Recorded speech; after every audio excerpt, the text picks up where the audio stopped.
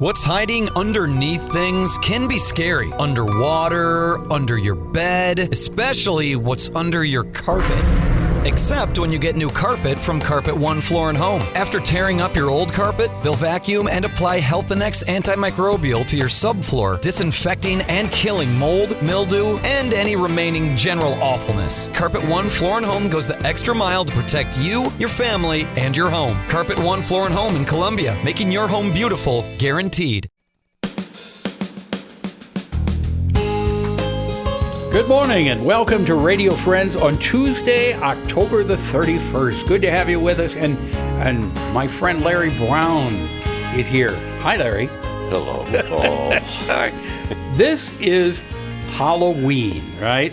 And we need to set the tone for the look of Halloween in this studio. Watch. Whoa. All right. So do you have... This looks about as Halloween-y as you can get. Do you have a Halloween story for us today? I have a mysterious story today. So, okay. Yeah. Of course, I can't tell you anything about it until we get into it. Because it's a mystery. Of course. All right. So here is Larry Brown with a mysterious story for Halloween.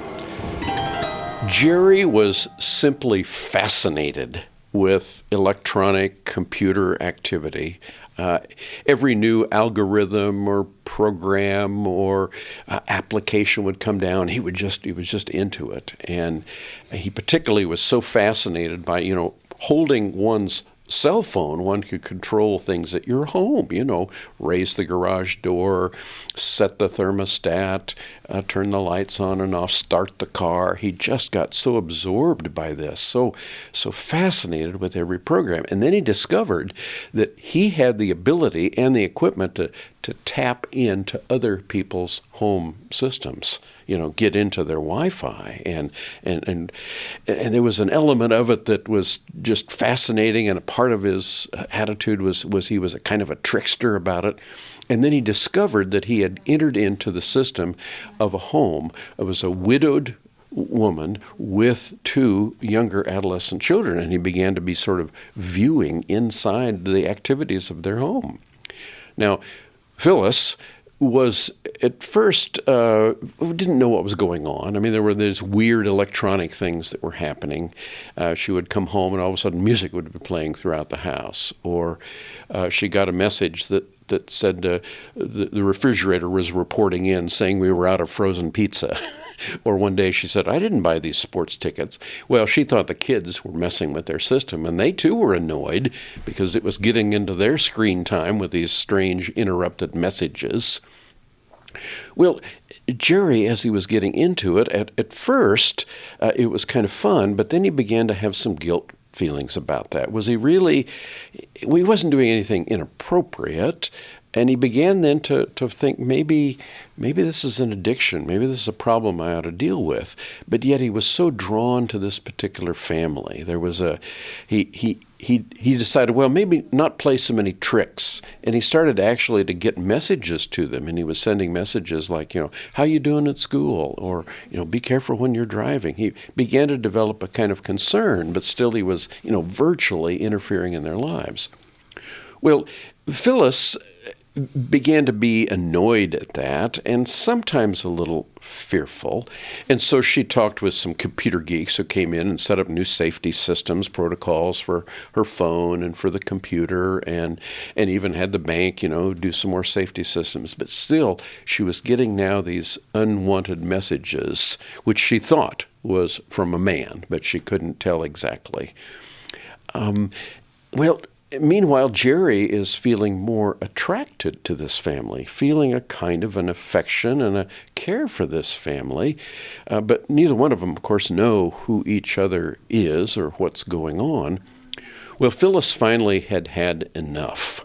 And so she contacted a good friend of her deceased husband and told him that we need to have a meeting, but we need to find a place where there's no electronic surveillance. And he was kind of, well, what's that about? She said, well, I can't talk to you. She was able to communicate him without using her phone, and they set up a meeting. And so she told him of this spooky sort of relationship that was going on with this digital person. Well, Rich, the friend, was immediately angry. He says, okay, we got to find this guy and, catch him and put him away. And she calmed me down and says, no, I really want to set up a situation where I can confront this person publicly.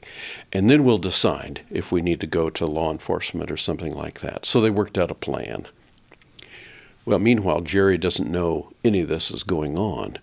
But he's now feeling a little more like, I really do care about this family. And then, to his surprise, he got a message from Phyllis asking that they meet. Well, Jerry thought, no, this is some kind of trap. They're going to catch me. But then he thought, no, maybe I'll be welcomed as a friend. But so he was back and forth and says, okay, I'll do the rendezvous. Well, Phyllis set it up so that she arrived at a restaurant early enough to get a position where she could see the door. Her friend Rich arrived even earlier, and he got a position where he could see the whole lay of the restaurant and see the door and everything, and so they waited. Well, the hour came, and there, stepping in the door, was a man Phyllis could see, and he was distinct, yet it was a bit fuzzy. And then she realized. She stood up with tears welling up in her eyes, and she says, Jerry, no, this can't be.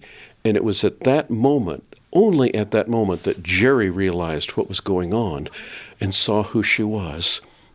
And in that moment, he wanted to reach out and embrace her, but he couldn't move. All he could say was, oh, I'm sorry, I only wanted to... And at that moment, Rich was looking, and he put his hands beside his face, and he couldn't believe what he was seeing. And Jerry wanted to reach out, but he couldn't move. And then behind him, a bright light was coming up. And all he could do was sort of turn and walk toward the light and utter out, I love you. And Phyllis couldn't move. She just sort of waved her hand and said, I know, I love you. It's okay. And Jerry faded away. Well, Rich came to her side, and they realized now what was going on. They before could not believe when Jerry was accidentally killed in a strange electrical fire at the media office that he worked, but now they could believe that Jerry had made one last attempt to care for his wife and family. Oh, my God. What a beautiful story that is. It's a ghost story. I would call it more than that, Larry. That was a spiritual story. That was beautiful. Well, Did you write that? Oh, yeah, totally from scratch. I call it Techno Ghost. That is great. All right, Larry. Thank you so much for sharing that story with us. This is our last program with you. We've been together for many, many, many, many years. No, that's scary. How many appearances have you made? This is the 136th appearance that with I've Radio had. Friends and Pepper. On Radio Friends. On Radio Friends. And then before that, it was Pepper and Friends. Television. Yes. Thank you, Larry. We're out of time. You'll always be our friend. Thank you, Paul. You're welcome. You're welcome. Have yourself a good day. We'll see you tomorrow. Bye-bye.